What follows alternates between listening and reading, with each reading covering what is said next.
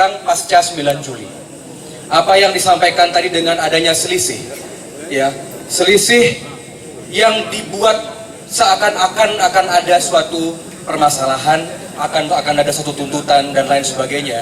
Dan bahkan sekarang ada informasi di jejaring sosial bahwa akan dibaratayudakan Indonesia ini pasca 9 dan 10. Kalau kepada figur, saya percaya dua orang pasang figur ini baik. Kenapa kebaikan ini kita bisa lihat? Orang makin bersimpati terhadap Pak Prabowo ketika Pak Prabowo dalam dialog debat itu sangat menolong Pak Prabowo. Citranya sangat menjadi orang yang sesungguhnya. Bahkan Pak Prabowo mengatakan dan mengkritik tim suksesnya juga. Kemudian Pak Jokowi, ada tim yang mengatakan bahwa Pak Jokowi ini harus tampak presidential look dengan memakai pakaian ala barat. Tetapi ternyata itu tidak masuk. Itu ada sesuatu yang salah. Jadi mari kita lihat kebaikan-kebaikan dari tokoh kita. Tetapi saya akan berikan kesimpulan nanti.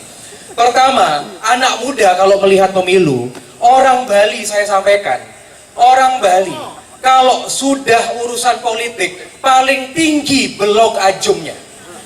Orang Bali itu kalau urusan memuja orang-orang luar Bali, urusan calon presiden itu nggak dari zaman sekarang, dari zaman Bung Karno. Zaman Bung Karno, PNI 55, zaman Soeharto, zaman reformasi sampai zaman sekarang. Kalau mau bukti, kita ini orang Bali ini tidak punya ideologi. Pada saat tahun 55, orang begitu luar biasa terhadap PNI. Kebetulan saya ada di pusaran itu dengan keluarga sebagai ketua PNI. Dan 32 tahun ada desoekarnoisasi. Zaman Golkar, orang Bali itu sampai mempasupati bendera Golkar loh. Kemudian saya tidak kaget ketika Megawati kalah, itu sampai bakar-bakaran. Dan kemarin pun ketika Capres dan Cawapres datang ke Bali, sampai orang Bali merendahkan derajat agamanya, sampai menyambut Capres Cawapres dengan 500 genta dan juga membakar obor di pura. Itu sudah artinya karakter kita belum berubah. Saya bersyukur orang Bali cuma punya suara 2,9 juta. Bali ini jadi ladang gengsi. Kita ini patut tersinggung loh. Tim sukses dua kubu saya sampaikan juga penyesalan saya. Kemarin saya ikut Ibu Khofifah Indar Parawansa ke Jawa Timur. Di Jakarta saya ikut dialog kemana-mana. Kalau saya gaulnya sama level 1. Tapi apa bedanya kita sama mereka? Orang Bali tidak pernah itu direken suaranya. Saya tersinggung nggak ada capres bicara sama Sulinggi saya loh. Sedangkan capres-capres bicaranya ke pesantren. Ke Manado bicara sama pendeta. Mana? Tidak ada. Tidak ada bicara sama majelis adat kita. Dan capres kita ini menjadikan Bali sebagai tempat branding tok. Brandingnya apa? Tempat bawa gengsi. Oh, di sini adalah daerahnya Soekarnois, di sini daerahnya yang sekarang sudah dikuasai oleh bukan yang merah atau kuning. Jadi kita harus sadar Bali tidak akan mendapatkan apa-apa. Tetapi saya bangga, proses ini buat saya sebagai anak ideologis Bung Karno sudah menang Soekarnois. Karena ketika Pak Prabowo memakai Polonia, Soekarnois menang. Ketika Pak Prabowo mengatakan berdikari dalam bidang ekonomi, Pak Jokowi mengatakan Trisakti Marhainisme, itu sudah menang Marhainisme. Jadi sebenarnya Pancasilaisme ini menang. Dan ketika Pak Prabowo membawa satu bendera Garuda Merah, itu sudah mendegradasi adanya satu fundamentalis yang di belakang ditakutkan oleh Mentan. Jadi sudah sangat baik. Dan kemudian saya diberikan kesempatan sebentar. Saya sudah mendengar dari tadi, saya diundang dengan baik-baik, mohon didengar. Sesama semeton positif thinking. Ya, saya sudah tadi menghormati. Saya minta waktu 10 menit lagi. Sekarang begini, sekarang tadi saya kritik ini juga agar adik-adik saya mahasiswa tidak lain pikiran tentang pariwisata keamanan ya. Jangan hubungkan keamanan dengan figur militer. Dulu Profesor Ide Bagus Mantra, Profesor Mantra adalah doktor Hindu yang menolakkan Bung Karno ke India. Selama beliau memimpin aman tadi. Sekarang kita punya gubernur dari Purnawirawan polisi, mutilasi di mana-mana, bulet tiap bulan mati. Ya, jadi jangan hubung-hubungkan dikotomi. Itu merendahkan TNI dan Polri. Ya, saya minta. Karena kalau di Bali dibilangkan Bali memerlukan pariwisata. Dari segi yang mana? Jemberana tuh nggak ada wisatawan loh. Buleleng itu cuma Novina tok. Kemudian Karangasem, Secuil, di Bangli cuma kita mani. Yang berkepentingan terhadap pariwisata adalah Gianyar, Badung, dan Pasar sebagian Kelungkung. Orang Bali nggak urusan sama pariwisata. Kalau income Bali datang 80% dari pariwisata, benar. Tetapi kalau relatif dengan wisata, tidak benar. Kita masih ada wisata domestik, masih ada potensial. Saya yakin 50% lebih masyarakat Bali tidak ada relevansi tentang yang namanya terorisme. Kemudian kita pelajari anak muda. Kita ini dalam darah, kita ini udah ada darah perang. Orang-orang Bali terutama. Kita sudah dari zaman kerajaan selalu bermusuhan antara mana pro Belanda, pro nasionalis. Ada Puri yang miskin, pro nasionalis. Puri yang banyak tanahnya, pro Belanda. Maju ke 55. Kemudian maju ke 65, PNI, PKI, pembunuhan orang-orang Bali, salah satu terbesar di Indonesia.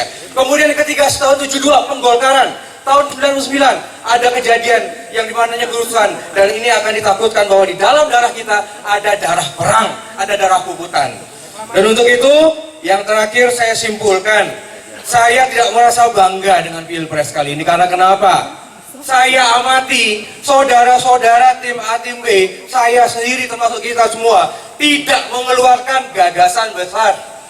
Tidak ada gagasan besar untuk capres kita. Kalau tadi disampaikan yang namanya tradisional, keamanan, apapun, itu kan gagasan Jakarta. Coba, kalau capres datang ke Jogja, orang Jogja ngomong apa? Pak, bela daerah istimewa saya.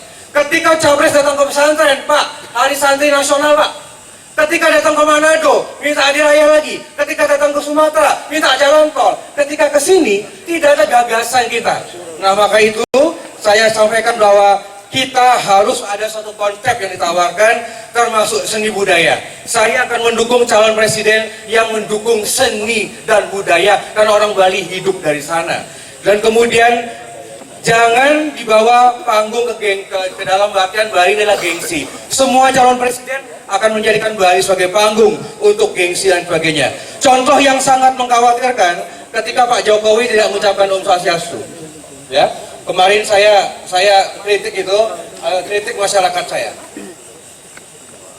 Bali, jadi Anda mau tahu nggak rakyat Bali sebagaimana? Saya tidak mengatakan bodoh, sebagaimana level pemikirannya.